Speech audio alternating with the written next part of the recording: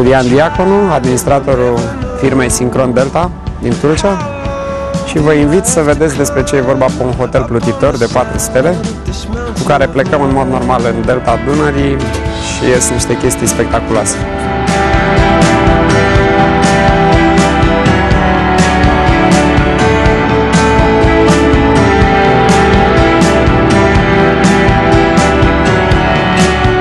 Am început această afacere în urmă cu 5 ani, când în Delta nu erau foarte multe hoteluri plutitoare. Lucrurile au evoluat, e un lucru deosebit, îmi place ceea ce fac, e o afacere de plăcere și vă invit, de câte ori veniți în Delta Dunării, să treceți pe la noi să ne vizitați.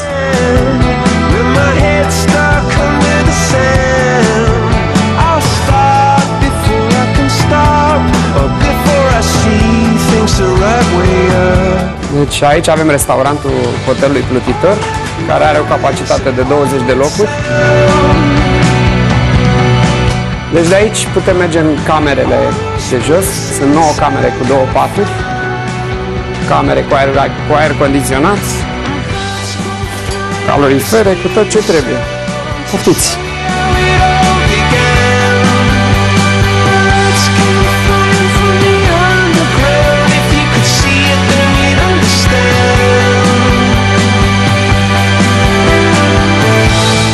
Sunt pe ponton și acum în acest loc, în Delta, există o nouă variantă de taxi. Nu mai comandăm mașini, nu mai așteptăm autobuze, transportul arată cu totul altfel, o să sărim, vai, se cam face așa un pic taxiul nostru. Am încredere, am toată încrederea, o să ne plimbăm cu barca toate zilele astea.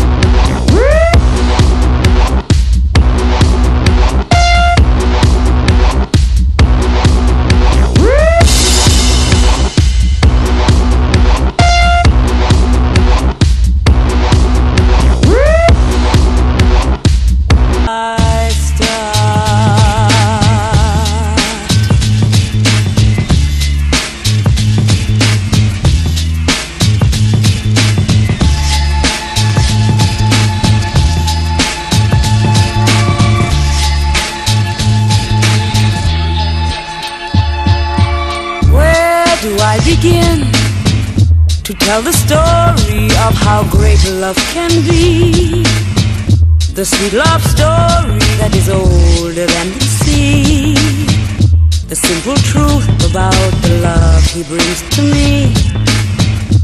Where do I start?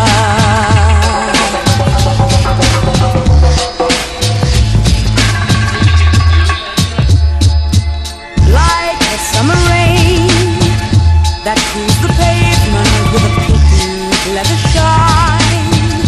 He came into my life and made the living fine, and gave a meaning to this empty world of mine.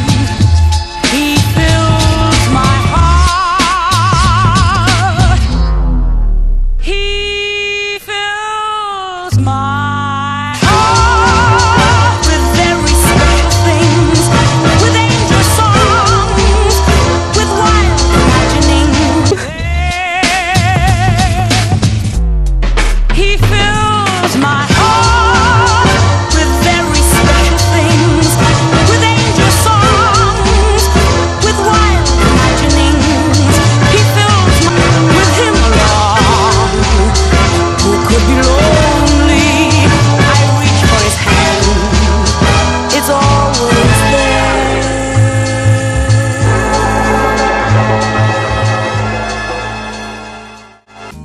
Suntem la colonia de cormorani, o zonă foarte specială, o să vorbesc foarte încet pentru că nu vreau să deranjez aici populația. Este un loc în care ei de fapt își fac cuiburile și mănâncă foarte departe de casă, cormoranii adulți, ca să lase puiilor, atunci când o să crească, mâncare aici. Deci nu mănâncă pește din zonă, sunt niște părinți foarte grijulii și, cum ziceam, e plin aici de cormorani, absolut superb. Absolut super! Trebuie să vedeți și voi!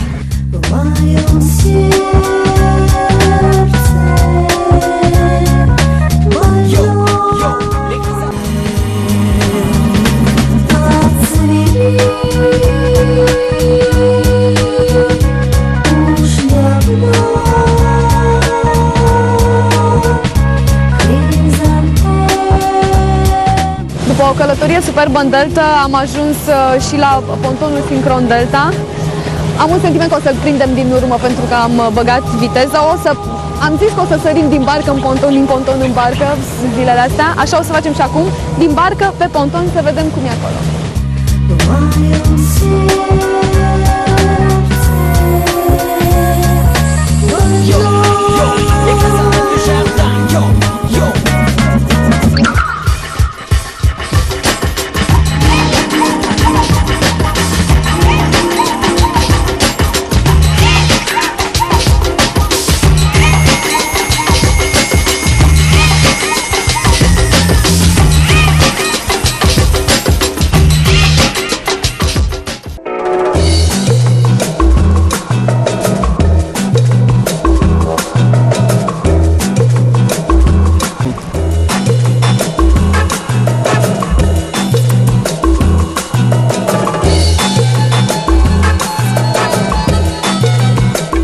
What's fascinating about birds in the delta of Danube?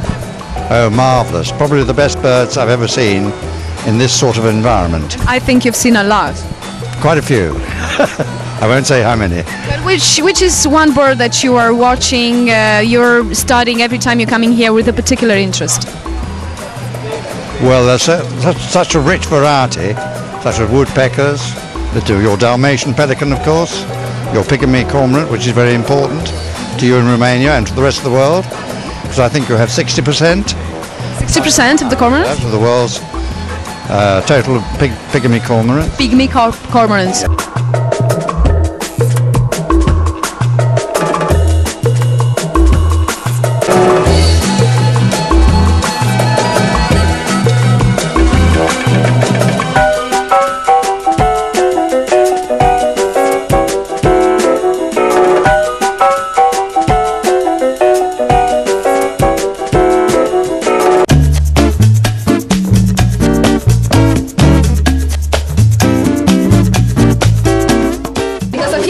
Să zic așa, uite, care mai mare? Eu una în mână, da, da. Cea mai mare.